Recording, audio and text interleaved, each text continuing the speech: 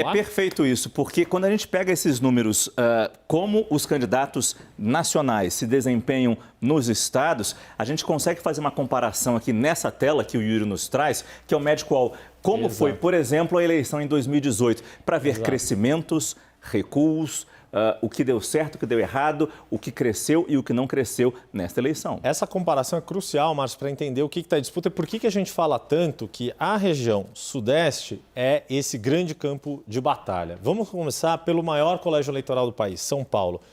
Lembra dos números ali como estavam? Olha o que aconteceu com o Bolsonaro. Quer dizer, Bolsonaro teve 53% dos votos válidos no maior colégio eleitoral do país. Ele botou praticamente 3 votos para cada um voto que Fernando Haddad do PT teve no maior colégio eleitoral do país. E isso, ou seja, além de ter vencido em primeiro turno, teria vencido em primeiro turno se o eleitorado de São Paulo tivesse predominado em relação ao país, estava nessa proporção. Quando a gente olha aquela situação de empate técnico, a gente estava falando de... Vamos pegar a nossa caneta aqui para a gente deixar bem visível aqui. A gente estava falando de 40 para Bolsonaro, eu vou escrever aqui do lado para ficar mais claro, e 42 para Lula. Perfeito. Olha a diferença do que acontece.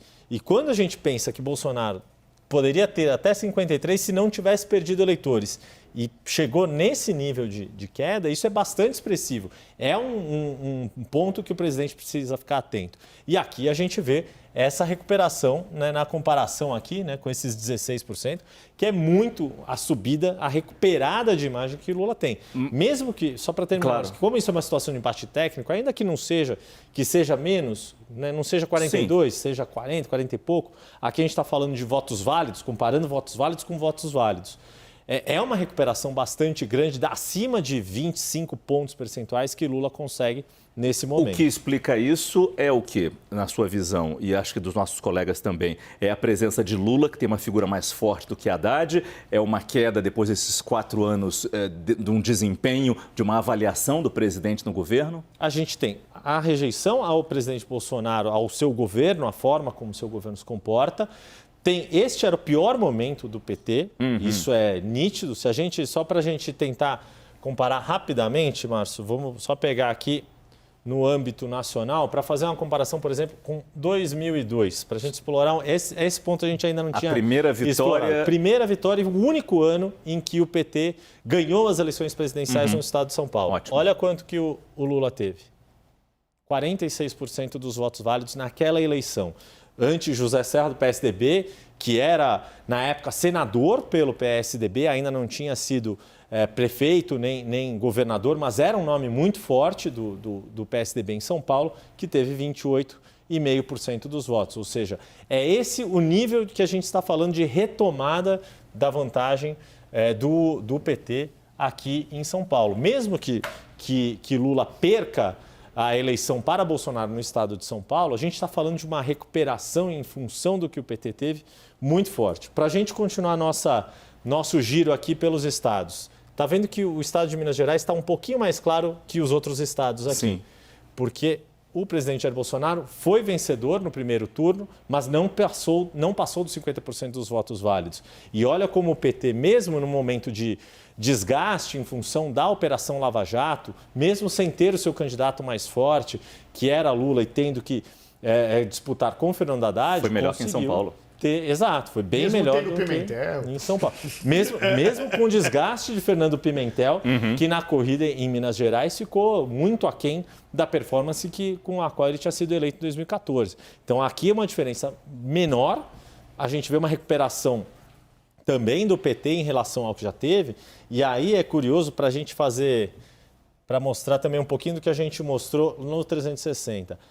Como a questão regional pesa, né? Como essa região aqui mais próxima do Nordeste... É o Vale do Jequitinhonha aqui, né? Vale do Jequitinhonha. A região mais pobre de Minas. Exato, como predomina. São poucas as cidades em que Jair Bolsonaro foi bem. Só para deixar claro, o vermelho é PT. Exato. E o azul Bolsonaro. Né? As cidades maiores dessas regiões é onde o presidente Jair Bolsonaro foi melhor. Por exemplo, Montes Claros, de Minas Gerais, que é uma cidade que esteve aí no noticiário no fim de semana.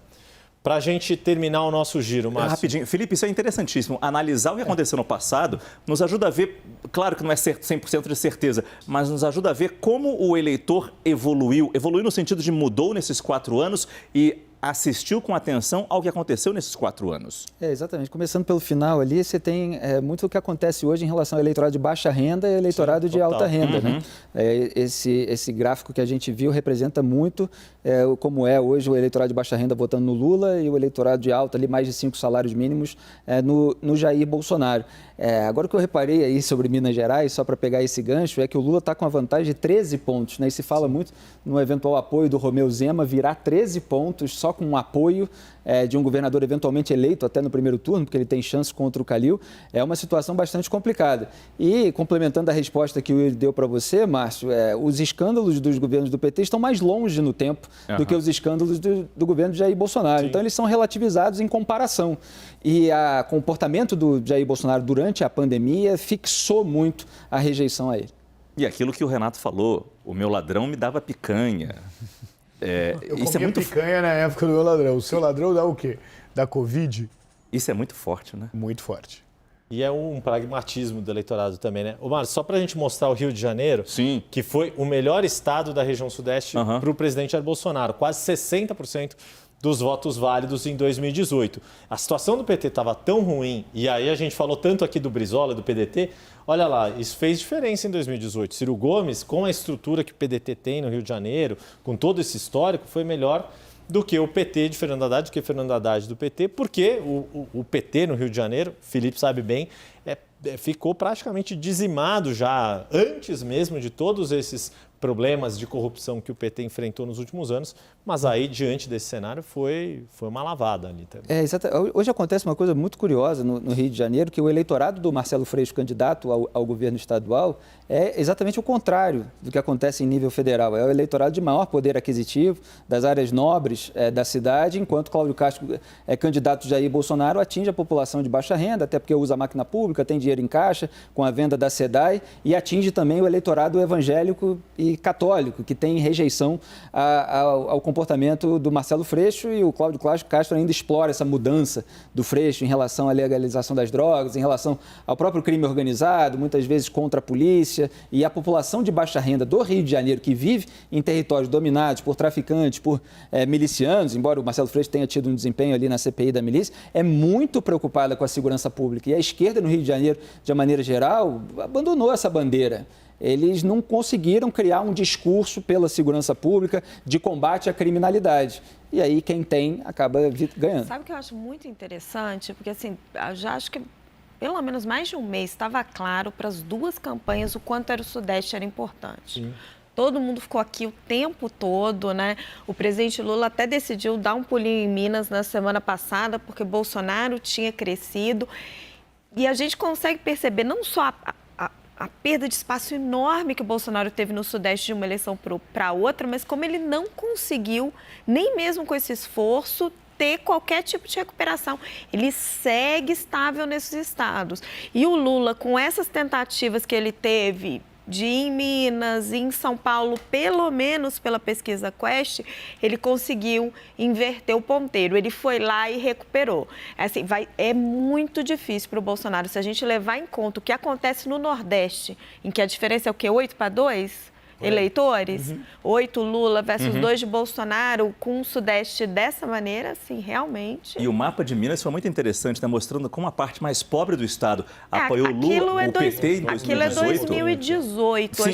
A gente precisa ver Mas como a gente não conseguiu virar isso, como o candidato Bolsonaro não conseguiu virar isso ainda. A gente precisa ver como que isso vai ficar em 2022. Eu não acho Mas que vai ser... Mas Bolsonaro continua perdendo aqui. Então, eu não acho que vai ser tão diferente. Acho que aquele norte ali vai ser muito mesmo lulista. Mas eu acho que o Lula vai conseguir se destacar ali em algumas regiões. Talvez alguma coisa no sudeste de Minas, ali na região da Zona da Mata, Belo Horizonte. Centro do Brasil, né? Por isso que quem ganha em Minas ganha no restante do Brasil. O triângulo é Bolsonaro, o sul de Minas vão continuar sendo fortemente Bolsonaro nessa eleição.